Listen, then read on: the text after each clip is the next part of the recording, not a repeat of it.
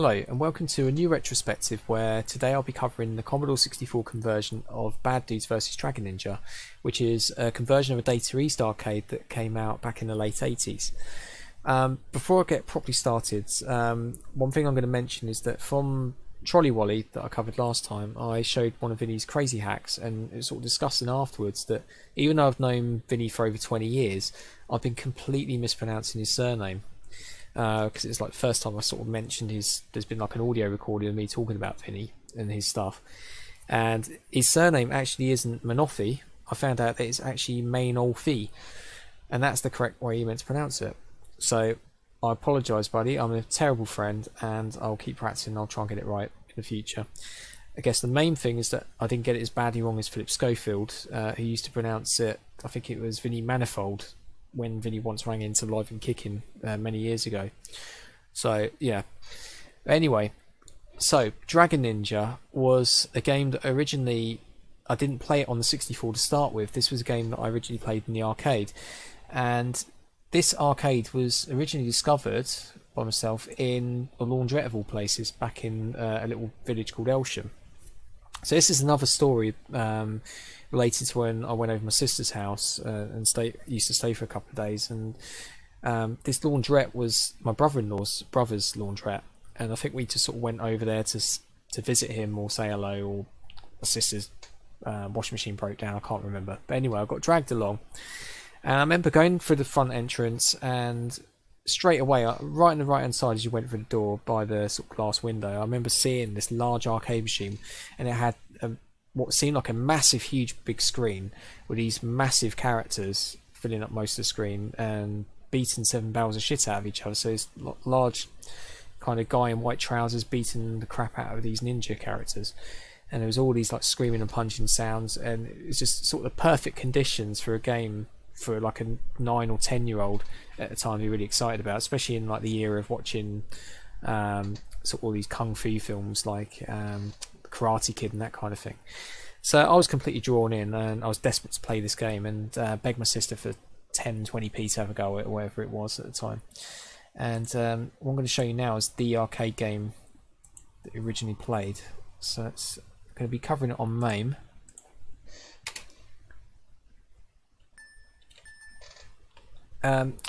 Yeah, before I kick off the game, interestingly, so you might remember Donald Trump sort of pictured in the White House just with all these little burgers and junk food in there, and he's sort of standing in the middle.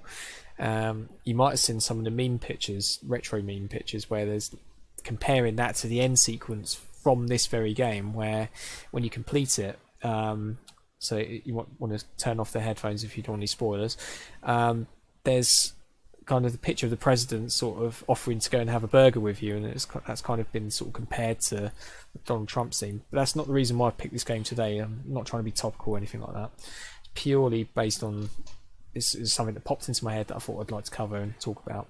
But anyway, let's kick off the game.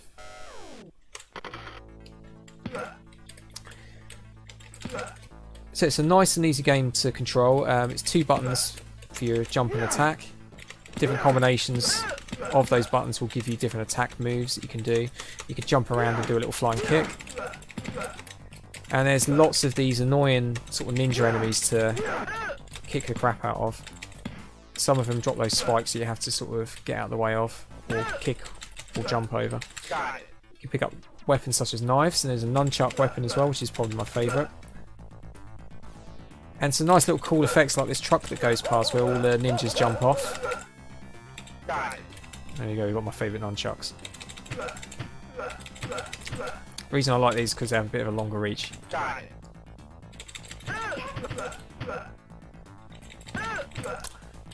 I'm not doing particularly well because I'm not avoiding the punches very well. So yeah, it's a standard left to right game. We have to kind of beat people up and jump between the 2 platforms. And as you get to the end, you've got like a bad guy to beat up, and here in this case we've got Karnov, which is from another Data East game, which I wasn't aware of at the time and didn't understand the reference. What I like to try and do is get with a fire punch, which I'm not doing very well. So yeah, the fire punch you get by holding down the fire button. for B3 at a time. It takes a lot more of their energy down. There we go.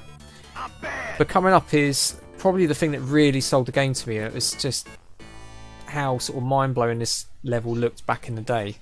It doesn't look too special now because you're probably used to a lot more impressive things, but as a young kid who hadn't really seen many games of this kind, having a large moving truck that you moved along was just like something out of the movies that you used to see. Or maybe one of those scenes where like you're on a train, you get the protagonist on the train, he's trying to get to the front of the train or something like that. Actually, I think that's one of the levels later on, is where they do the same kind of theme, but instead of the truck you have the train carriages. But I thought this was brilliant. I love the fact he was on a moving truck and just sort of jumping from carriage to carriage. And that was it really. I just wanted to see if I could get this game at home. So at the time, I had a Commodore 64 finally after following on from the Atari and the VIC-20. And I had it for about 6 months or so, and started to realise that there were arcade conversions that you could pick up on the machine, and pretty much everything that was coming out at the time in the arcades you could get a Commodore 64 edition, in most cases anyway. But I wasn't sure about this one. I'd never seen any adverts or anything for this game at the time. But then I didn't really get any magazines. The magazines I got didn't really sort of have games like this. I used to get a magazine called Let's Compute, which is more of an educational magazine. So it definitely wouldn't have a game like this in it. But anyway, let's just come out of that for now. I thought there was a good chance that this was probably going to have a home conversion of some kind, and so I was kind of desperate to get down to Boots and John Menzies to have a look and see if it was on the shelves just by pure chance, and I was sort of half hoping it was going to be there, but sure enough, and I was really lucky that the game had just come out on the Hit Squad label. So the Hit Squad label was the budget label that Ocean Software brought out, and previously this had been released on their Imagine label back in about 1989 as a full price title. So the timing was really good. This had literally just come out and it was on the shelves and there was plenty of copies there, and I was very excited and very happy to see it. Looking at the back, the screenshots looked fairly close to the arcade machine. Obviously not going to be 100% spot on, but you could see the truck in the Amstrad version and the first level of the C64 version at the bottom right there. So it looked decent enough, and I thought this is probably going to be pretty decent, and a fairly good representation of what I played in that laundrette. This isn't the original title that I bought back in the day, and I'll explain why a little bit later. Why that is, because I've got a little story behind it. But yeah, I think I had pocket money at the time, so I was able to kind of pick up a copy and sort of rush home with it straight away, and I was really excited, as I always was back then, for any new games that I picked up. So what I'm going to do now is I'm just going to load up the 64 edition from tape. So around about this era, I didn't grow up listening to Martin Galway's loaders or getting new Ocean games with his tunes in. My era of when I bought brand new Ocean games was hearing sort of John Dunn and his loading tune in particular. So this is Freeload that was done by Paul Hughes, who you'll see on he's around on the internet and does a lot of sort of blog posts talking about his past Ocean software and loading systems that he's done. And yeah, this was kind of this loading screen or style of loader was very common to me growing up as a kid. So most of the games that I bought budget at the time were Hit Squad titles, and they all had this loader with John Dunn's music. This particular version of the loaded music I think was John Dunn's second edition, which some people don't like as much as the first one, but I still think it's fine. It's pretty decent. It's that odd sort of screaming beat at the beginning I don't think people like. So I'm not going to show all of this loader, I'm just going to kind of speed it up in a minute. Just show you the loading screen. And it's a nice loading screen by Steve Wahed. Didn't really realise this at the time, but I guess this is a kind of a warning sign that you've only got one character on the screen, so very clearly this is going to be a one player only game, which was something which was fairly common. You would get arcade conversions which had a lot of characters on there, and there always had to be some kind of cutbacks, and usually it was the second player simultaneous two-player modes that would get cut out, apart from sort of rare cases like Double Dragon 2, you would get to have a two-player mode. But unfortunately Dragon Ninja is one where they had to drop it in the end, but to be honest, I think they could have squeezed a two-player mode in, and I'll sort of talk through that as I sort of play the 64 game. So I'm just going to load it up really quickly. I want to try and show you some of the title screen music just a little bit, because the title screen music of this game is actually, I'd say, one of John Dunn's best tunes that he's ever done, along with Total Recall, the title tune, which I'd say is probably John Dunn's best C64 tune that he's ever done, full stop. I mean, obviously his loading tunes are very awesome as well. Okay, speed up a little bit.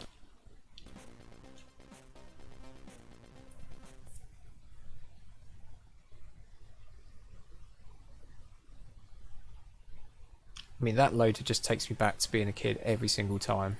Like loading classics like New Zealand Story and Rainbow Islands. Yeah, this was kind of my era. This is, you know, when I bought brand new games, I'd most often get this loader if it was an Ocean title. Okay, so it should almost be done. And I'll leave you to listen to some of the title music just for a minute.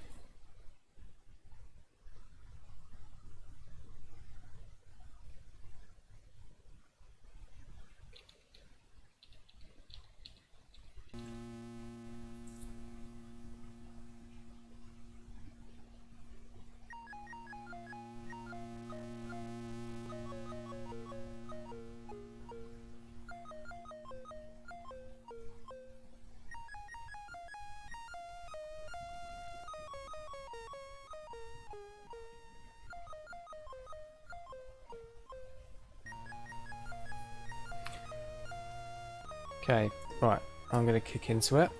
If you want to hear the full tune, you can download it from HVSC, High Voltage SID Collection, or download the game for yourself and check it out. It's a really cool tune. I'm not going to sit here and let you listen to it all the way through, so that's not the idea. Okay. So yeah, the graphics are good. I think they could be a little bit better, but I mean they're functional enough. They look fairly close to the arcade, and I felt like I was playing a fairly decent arcade conversion. I guess the big thing that stood out for me was the controls were a lot trickier compared to the arcade. So because we're losing the button, it's much harder to kind of do the combination of jumping and the different moves that you can do.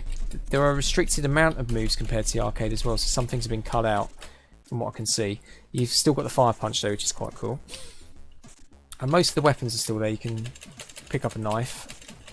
I don't think the nunchucks are in it actually.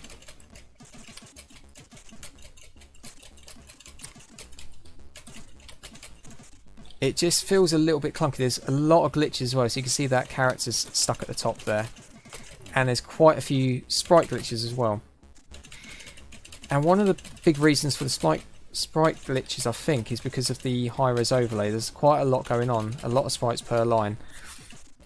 So we've got to think about a maximum of 6 per line. And then you've got the joint, and you've got the sprites underneath for the legs, for instance. So you like the top half.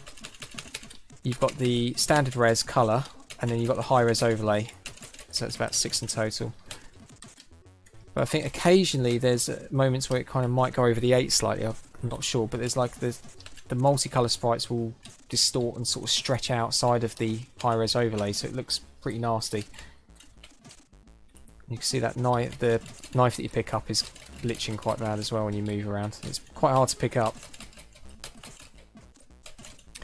If you keep trying to do the same moves, occasionally it just won't register after a while, and you have to kind of switch over your moves a little bit to get them to register. And sometimes, even though you know you're directly connecting with the ninja enemy, it doesn't seem to have any effect at all. So it's a little bit frustrating, but after a while you kind of get into a groove, and it's a fairly easy game to play. It's not too difficult. So I think the woman sprite just completely disappeared. The music's nothing like the arcade as well. Unfortunately, you've got the same tune that plays throughout all the levels, which is a massive shame, really. But you've got like a nice combination of sound effects and the music as well.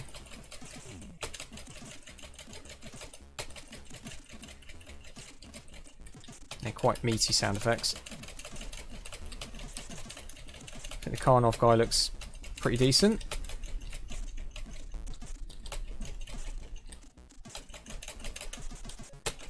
But it's the high-res overlays which I think really were a little bit unnecessary, to be honest. Although they look really good. I mean, the main character's definition's brilliant. And the ninjas look really good as well. They animate well enough as well. I think they could have personally dropped the high-res overlays and just gone for standard res with a little bit of shading in. And I think it would have worked fine. I don't think people would have minded. Because what it would have meant is that they could have had more enemies on the screen, and then additionally had a second player option as well, which I think this game really misses. And I in particular missed it at the time, because I used to have friends that came around after school, and we used to mostly load up 2-player stuff so we could both play at the same time, and not have to wait for one person to kind of finish up their game.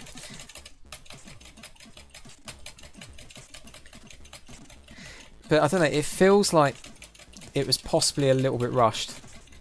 Maybe it was rushed out for a Christmas release. I ain't got the dates to hand when the original was released exactly. But that would be my guess. I think it's a shame, because it's almost there, but it's just not quite as good as the arcade. I know that's a silly thing to say, really, because I mean the comparison of the hardware is ridiculous, but I think there's certain things that could have been improved a lot, such as kind of the hit points, having a better sort of collision detection and getting rid of some of those glitches. I mean, just look at that, that's pretty poor. But as with most stuff that I grew up playing as a kid, I have that sort of rose-tinted view of it, and I love loading up this game every so often, just for that hit of nostalgia. Even though I can, if I wanted to, I could load up the arcade machine. This is the version I played for the majority of the time.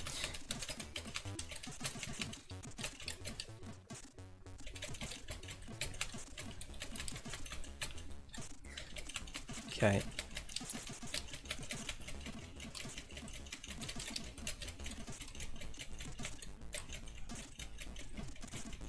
Almost done. So Dragon Ninja is actually a multi-load game, so what they managed to do is, which is pretty good, and it's one of the positives of the game, is that they managed to compress about 3 levels into each block,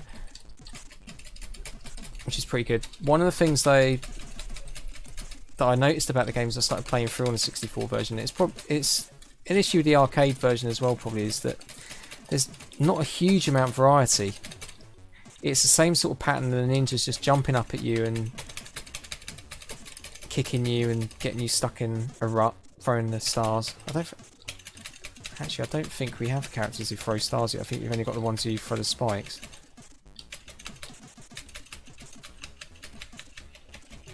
Do you know what? I didn't actually notice if it does have the spikes or not in it. I'll have a quick check afterwards. What I want to hopefully show you is if I manage to get it to the second level, is this little glitch that you can do on the Hit Squad games and the Ocean anything that's got the freeloader in particular. There's just so many glitches though. Sort of playing through it to show you now, just realising how sort of unfinished in places it seems.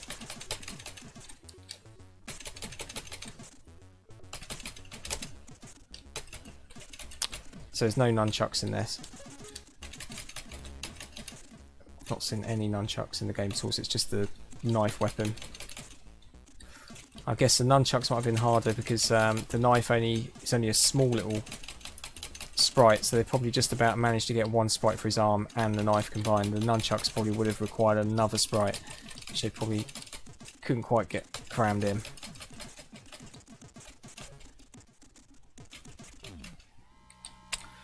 Okay, didn't quite manage it. Let's have a quick look, see if we do get the spikes in there. I think it doesn't have it.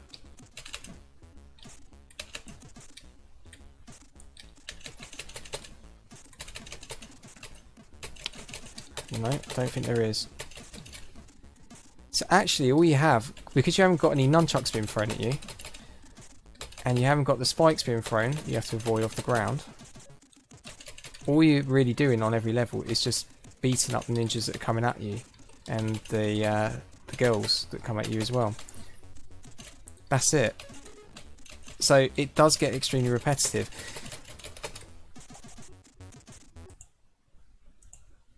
And that was one of the things actually that what I did next with the game. So I played it for about a week, and I think I managed to get to the second sort of loading part after a few attempts. It was quite difficult because there was some, yeah, it used to kind of get stuck sometimes, and the beat 'em up, the kind of fighting elements didn't always register. The collision detection didn't always work properly, and I actually got bored after a while, and for some reason, I don't know why I did it, because although I still liked the game and it wasn't terrible, it wasn't sort of Michael Jackson's Moonwalker terrible on the 64.